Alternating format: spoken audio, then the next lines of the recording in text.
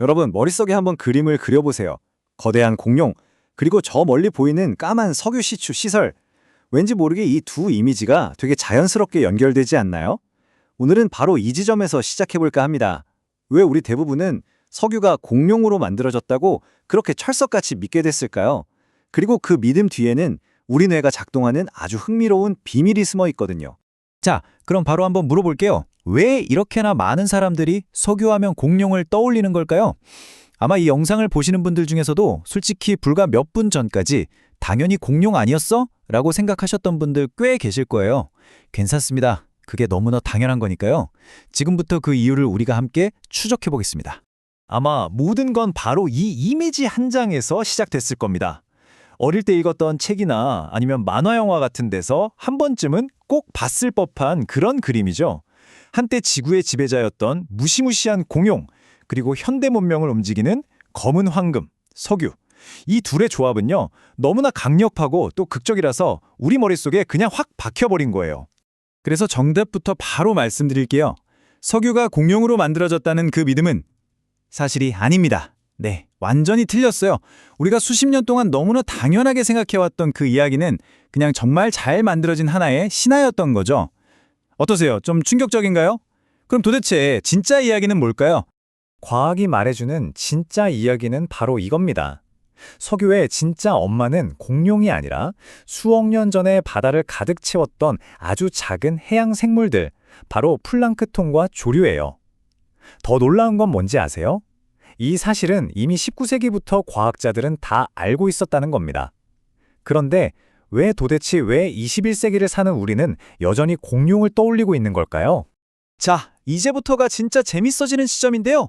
진실은 플랑크톤이라는 걸 알았는데 왜 이토록 끈질기게 공룡 이야기는 사라지지 않고 우리 곁에 남아있는 걸까요? 이제 그 미스터리를 본격적으로 한번 파헤쳐 보겠습니다. 첫 번째 단서는 심리학에서 말하는 가용성 휴리스틱이라는 개념입니다. 말이 좀 어렵죠? 근데 이거 진짜 별거 아니에요. 우리 뇌가 뭔가 복잡한 판단을 해야 할 때 가장 먼저 그리고 가장 생생하게 떠오르는 정보를 정답이라고 착각해버리는 일종의 정신적 지름길 같은 거예요. 예를 들어 우리가 비행기 추락사고 뉴스를 보고 나면 괜히 비행기 타기가 무서워지잖아요. 통계적으로는 자동차 사고가 비교도 안 되게 위험한데도 말이죠. 왜냐하면 추락하는 비행기의 이미지가 자동차 사고 이미지보다 훨씬 더 충격적이고 그래서 머릿속에 더 쉽게 떠오르기 때문입니다. 바로 이거예요. 방금 말씀드린 원리가 이 한 장의 그림에 다 들어있죠. 현미경으로 봐야 겨우 보이는 작은 플랑크톤이랑 지구를 막 뒤흔들었던 거대한 티라노사우루스. 여러분의 뇌리에는 둘 중에 어느 쪽이 더 선명하게 남을까요? 이건 뭐 답이 정해져 있죠. 당연히 공룡입니다. 우리 뇌는 이렇게 생생하고 강렬한 이미지를 더 중요하고 더 정확한 정보라고 무의식적으로 판단해버리는 경향이 있는 거죠. 자, 첫 번째 단서가 우리 뇌가 좀 효율성을 추구한다. 뭐 좋게 말하면 효율성이고 나쁘게 말하면 좀 게으르다는 거였다면 두 번째 단서는 우리 뇌가 어떤 것에 매혹떠는지에 대한 이야기입니다. 이 공룡, 석유 미신이 이렇게까지 끈질기게 살아남은 이유는요. 이 이야기가 과학적 사실보다 훨씬 더 매력적이기 때문이에요. 왼쪽이랑 오른쪽 한번 비교해 보세요.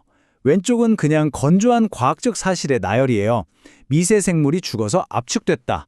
근데 오른쪽은 어떻죠? 거대하고 강력한 지배자가 죽어서 검은 황금이 되었다. 와, 이건 완전 서사시잖아요.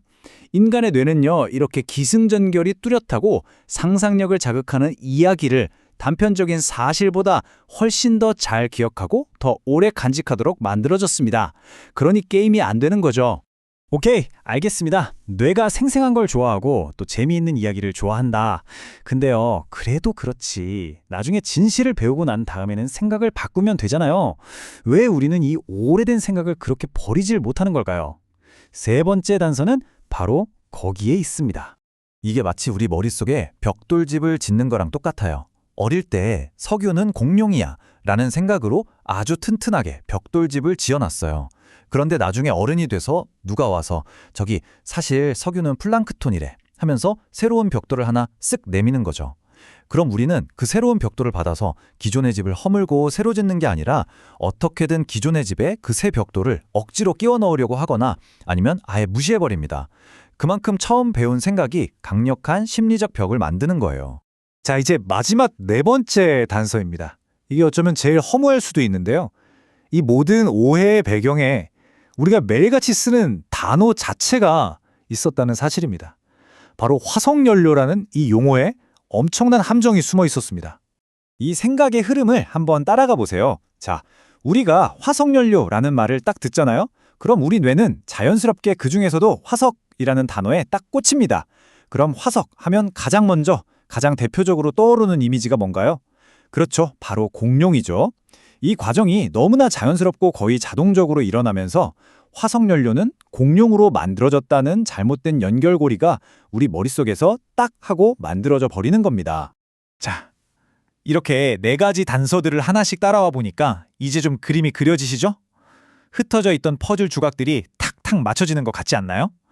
이제 마지막으로 한 걸음만 뒤로 물러나서 이 사건이 우리에게 보여주는 더 큰 그림, 그러니까 강력한 아이콘이 어떻게 과학적 사실을 이겨버리는지에 대해 이야기해 보겠습니다.